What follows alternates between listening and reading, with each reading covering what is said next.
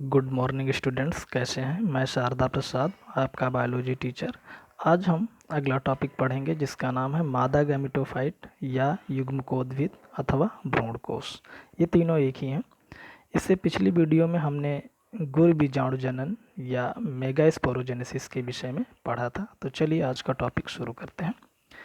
क्रियाशील गुर बीजाणु जनन कोशिका, जिसे मेगास्पोर मदर सेल कहते हैं, और इसका निर्माण जो है वो आर्किस्पोरियल सेल के डिवीजन से होता है। तो मादा युग्मकोद्भिद की प्रथम कोशिका है कौन? गुर बीजाणु जनन कोशिका। यह अर्धसूत्री विभाजन द्वारा 4 अगुणित गुर बीजाणु कोशिकाएं बनाती हैं, जिसे हम मेगास्पोर कहते हैं, जिसमें नीचे की कोशिका आकार में बड़ी होकर सक्रिय गुर बीजाणु कोशिका बनाती है और ऊपर की 3 कोशिकाएं विघटित हो जाती हैं। यानी कि जो मेगास्पोर मदर सेल होता है उसमें अर्धसूत्री विभाजन होता है और अर्धसूत्री विभाजन द्वारा 4 मेगास्पोर कोशिकाएं बनती हैं। उसके पश्चात जो सबसे नीचे की ओर मेगास्पोर सेल होती है वो सक्रिय हो जाती है, जबकि ऊपर की जो 3 होती हैं वो धीरे धीरे डिजेनरेट हो जाती हैं या फिर विघटित हो जाती हैं। सक्रिय गुर बीजाणु परिवर्धन करके भ्रूणकोश या मादा गैमेटोफाइट में विकसित हो जाता है। तो जो सक्रिय यानी जो नीचे वाली मेगास्पोर सेल होती है वो आगे डेवलप करके भ्रूणकोश, जिसे एम्ब्रियोसाइक कहते हैं, या मादा गैमेटोफाइट में विकसित हो जाता है। कि इसका केंद्रक समसूत्री द्वारा विभाजित होकर 8 केंद्रक बनाते हैं। यानी कि जो एम्ब्रियोसाइक बनता है फिर उसका केंद्रक जो है वो समसूत्री विभाजन के द्वारा विभाजित होकर के 8 केंद्रक बनाते हैं। तो यहाँ पे एक चीज़ ये समझ लीजिए कि जो समसूत्री विभाजन होता है उससे 2 नए कोशिकाएं बनती हैं, 2 नए केंद्रक बनते हैं, लेकिन बार बार विभाजन होने के फलस्वरूप यहाँ पे 8 केंद्रक बनाते हैं, जिसमें से 2 केंद्रक भ्रूण कोश के बीच में आ जाते हैं। यानी जो 8 बनते हैं उनमें से 2 भ्रूण कोश के बीच में आ जाते हैं। इन्हें ध्रुव केंद्रक कहा जाता है, जो समेकित होकर द्वितीय केंद्रक बनाते हैं। यानी कि जब संलयन होता है, जिसको हम फर्टिलाइजेशन कहते हैं, तो उस समय ये दोनों आपस में फ्यूज हो जाते हैं, यानी कि संलयित हो जाते हैं और द्वितीय केंद्रक बनाते हैं। बीजांड द्वार की ओर 3 केंद्रक कोशिका भित्ति से घिर जाते हैं और अंड समुच्च बनाते हैं। तो यानी जो 8 होंगे, 2 तो ध्रुव केंद्रक बनाते हैं, जबकि 3 बीजांड द्वार यानी माइक्रोपाइल की तरफ द्वार की तरफ आ जाते हैं और इनमें कोशिका भित्ति से घिर जाते हैं, जो अंड समुच्चय, जिसे हम एग ऑपरेट्स कहते हैं, का निर्माण करते हैं। अंड समुच्चय के बीच में स्थित कोशिका अंड कोशिका तथा पार्श्व वाली कोशिकाएं सहायक कोशिकाएं कहलाते हैं। यानी जो अंड समुच्चय होता है इसमें एक बीच में कोशिका बनती है, जिसको हम अंड कोशिका या एग सेल कहते हैं, जबकि उसके अगल बगल वाली जो कोशिकाएं 2 होती हैं उन्हें हम सहायक कोशिकाएं या सिनर्गिड्स कहते हैं।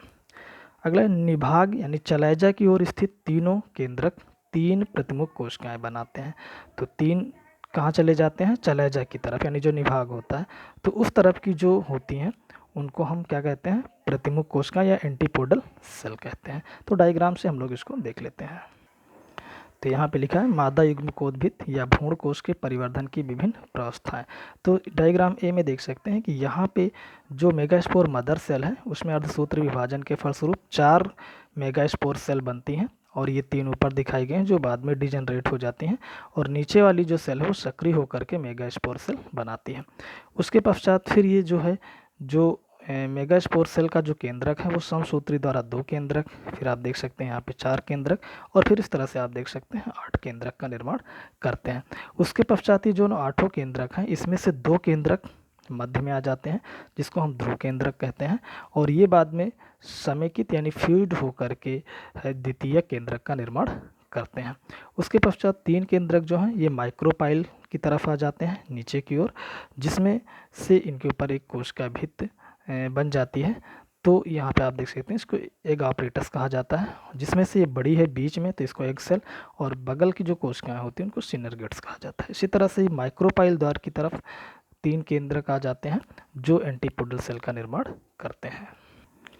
अगला मादा युग्मकोद्भिद के प्रकार। विकास क्रिया में भाग लेने वाले मेगास्पोर या मेगास्पोर न्यूक्लियस की संख्या के आधार पर ये निम्न प्रकार के होते हैं, यानी कि जो मादा युग्मकोद्भिद हैं ये निम्न प्रकार के होते हैं, जिसमें पहला है एक बीजाणुक या मोनोस्पोरिक। इसमें अर्धसूत्री विभाजन से बने 4 मेगास्पोर में से 3 नष्ट हो जाते हैं, केवल एक सक्रिय मेगास्पोर रहता है। ये 2 प्रकार के होते हैं, यानी कि जो मोनोस्पोरिक होता है, जैसे भी हमने देखा था कि मेगास्पोर मदर सेल से 4 मेगास्पोर बनते हैं और उसमें से एक सक्रिय होता है, बाकी 3 नष्ट हो जाते हैं, तो उसको हम मोनोस्पोरिक कहते हैं। ये 2 प्रकार के होते हैं, जिसमें एक बीजाणुक 8 केंद्री, यानी इसमें 8 केंद्रक होते हैं। इस भ्रूणकोश को पॉलीगोनम प्रकार कहते हैं। दूसरा है एक बीजाणुक 4 केंद्री, इसमें 4 केंद्रक होते हैं। इस भ्रूणकोश को ओइनोथेरा प्रकार कहते हैं। अगला है द्विबीजाणुक या बायोस्पोरिक। इस प्रकार के मादा युग्मकोद्भिद के विकास में 2 मेगास्पोर न्यूक्लियाई भाग लेते हैं। इसमें 8 केंद्रक होते हैं, जैसे प्याज। अगला है चतुर्बीजाणुक यानी टेट्रास्पोरिक। इस प्रकार के भ्रूणकोश के विकास में 4 मेगास्पोर न्यूक्लियाई भाग लेते हैं। इसमें 8 अथवा 16 केंद्रक होते हैं। ग्रहाकार भ्रूणकोश कितने प्रकार के होते हैं?